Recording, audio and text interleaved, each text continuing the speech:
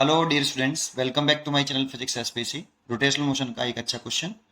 The uniform rod A B of mass M is release from rest when beta is equal to 60 degree, assuming that the friction force between end A and surface is large enough to prevent sliding.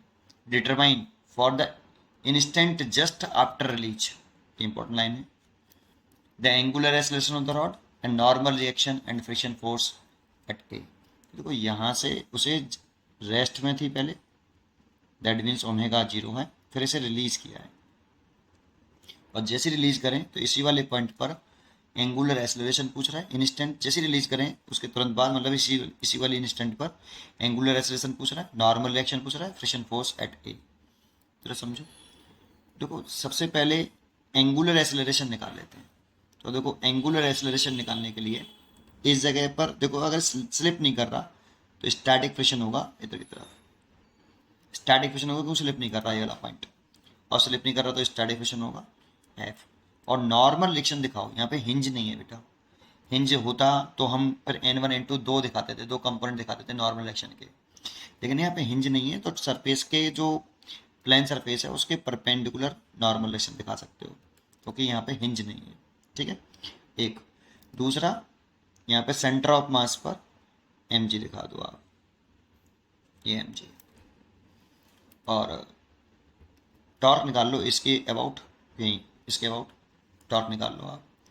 तो torque निकाल लो point A के about, torque on rod, torque on rod about point A.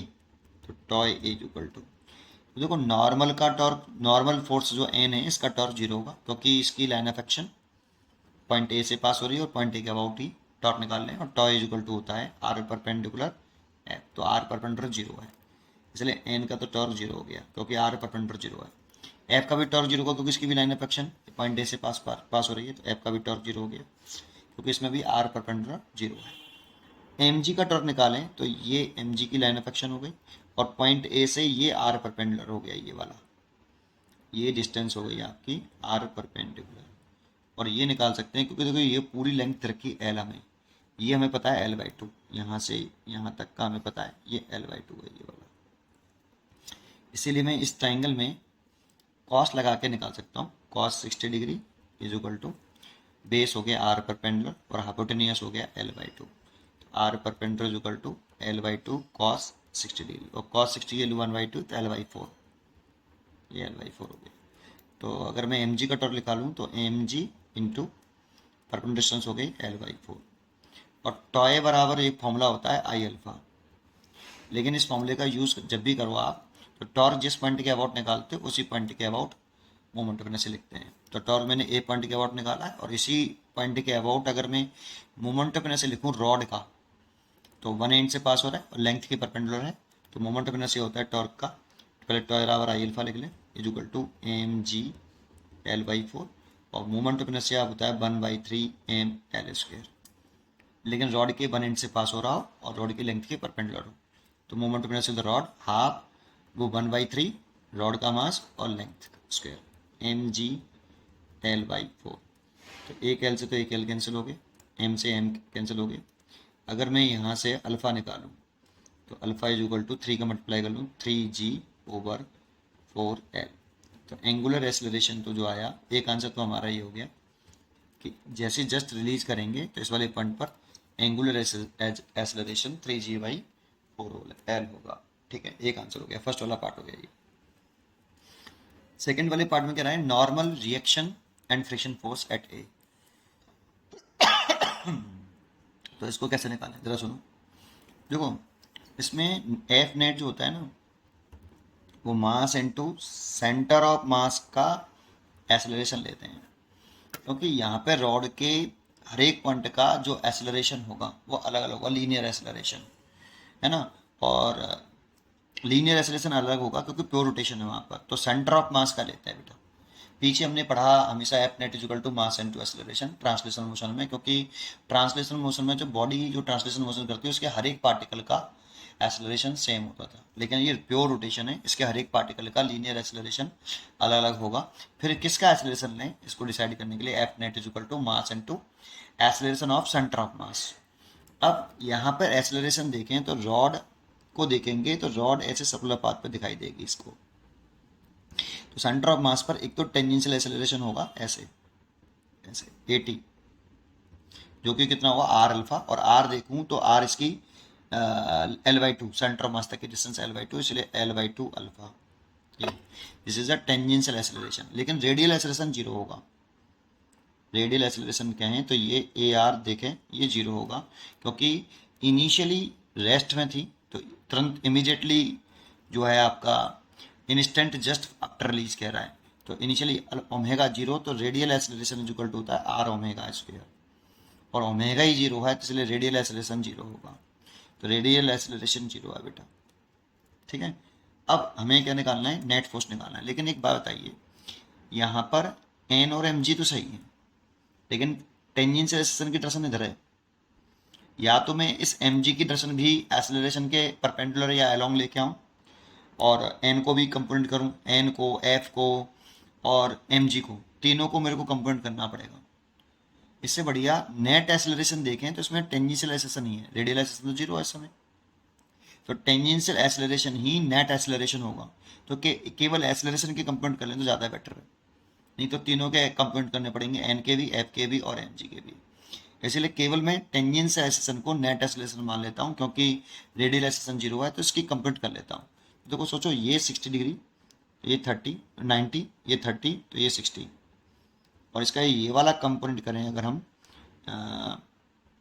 Tangential acceleration का, ये वाला एक component ये आएगा tangential acceleration का, और एक कंपोनेंट कुछ इस तरीके से आएगा बेटा। रुको एक सेकेंड, टेंजेंशियल एक्सेलरेशन है ना, ऐसे है ना, ये तो इसके परपेंडिकुलर हो गया ऐसे, एक सेकेंड, ठीक है। देखो एक कंपोनेंट तो ये वाला हो गया टेंजेंशियल एक्सेलरेशन का, इसका, और एक कंपोनेंट ये हो जाएगा ऐसे।